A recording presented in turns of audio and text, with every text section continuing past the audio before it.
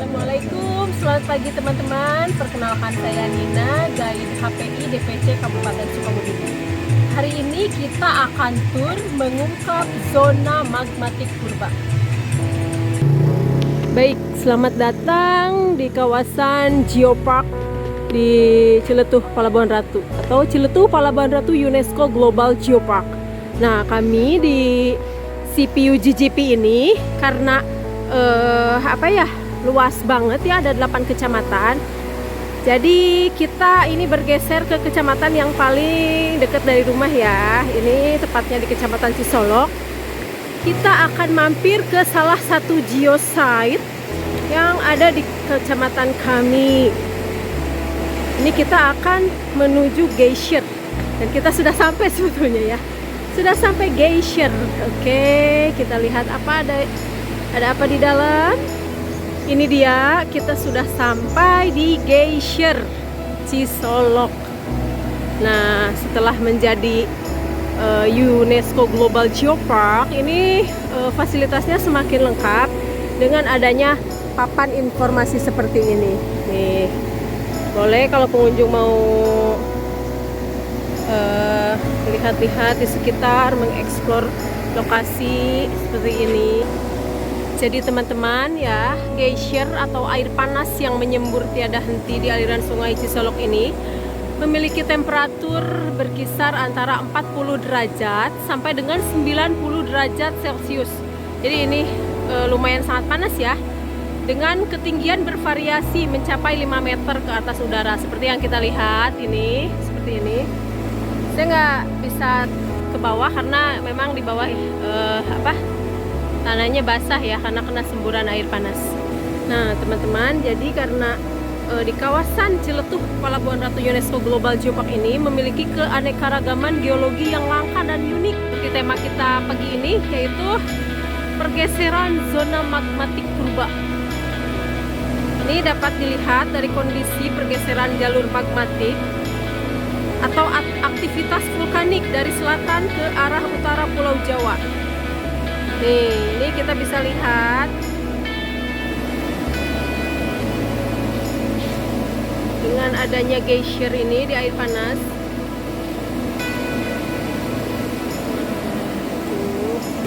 Baik, kita akan lihat lebih dekat lagi teman-teman ya. Jadi geysir Cisolok ini merupakan bukti adanya aktivitas magmatik, sekali lagi bukti aktivitas magmatik dan hidrotermal di Jabar bagian selatan. Jadi keberadaannya itu tidak dapat dipisahkan ya dari pergerakan atau proses pergerakan lempeng dan subduksi yang sedang berlangsung di selatan Indonesia. Nih seperti ini. Jadi sebetulnya di bagian belahan bumi manapun itu sebetulnya air panas itu banyak ya. Kenapa geysir itu sangat unik dan langka? Jadi geysir ini dapat terjadi karena adanya kombinasi dari panas akibat aktivitas magma, air, dan sistem saluran air di bawah tanah. Jadi tanpa salah satu bagian tersebut, geysir tidak bisa menyemprotkan atau menyemburkan uap dan air ke udara seperti ini. Nah, selain itu juga, jadi semburan air di permukaan, nih semburan air tersebut itu akan menghasilkan endapan berwarna putih yang disebut dengan travertin atau karbonat ya. Jadi karena pada saat perjalanan mencapai permukaan, air tersebut melalui formasi batuan karbonat atau batu kapur. Nah, jadi menghasilkan, nih bisa dilihat tuh di sebelah sana ada di paling pojok kiri itu ada warna-warna putih, itu travertin ya. Dan kadang-kadang dihasilkan endapan berwarna kuning juga berupa sulfur. Nah, sejumlah mata air panas yang dijumpai di sepanjang sungai Cisolok, tetapi bawahnya tidak memiliki sistem saluran untuk dibutuhkan untuk membentuk geysir, sehingga air panas hanya keluar sebagai nih seperti ini nih, hanya keluar sebagai rembasan atau tidak berupa semburan.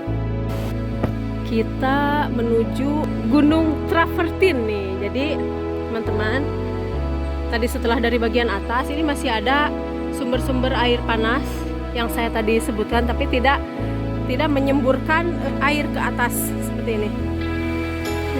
Hanya seperti ini saja di kolam.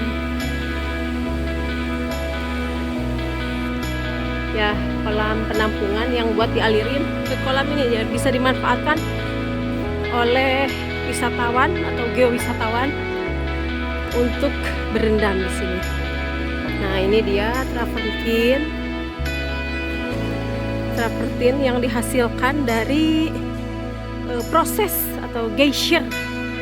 Jadi ketika air menyembur ke atas permukaan itu kan melewati batuan kapur ya, sehingga menghasilkan travertin dan sulfur. Nih seperti ini travertin yang usianya ribuan tahun. Bisa kita lihat di sini tuh di papan informasi endapan travertin. Ini kenapa ada travertin di sini? Karena dulu mungkin ribuan tahun yang lalu itu sebetulnya si semburan air panasnya itu, si geysirnya itu ada di sini. Karena travertinnya sudah menggunung menutup si saluran air, sehingga yang di sini tuh mencari lagi celah yang lebih kecil di atas, di sebelah sana yang tadi sudah kita lihat ya. Nih. Dan ini merupakan travertin purba.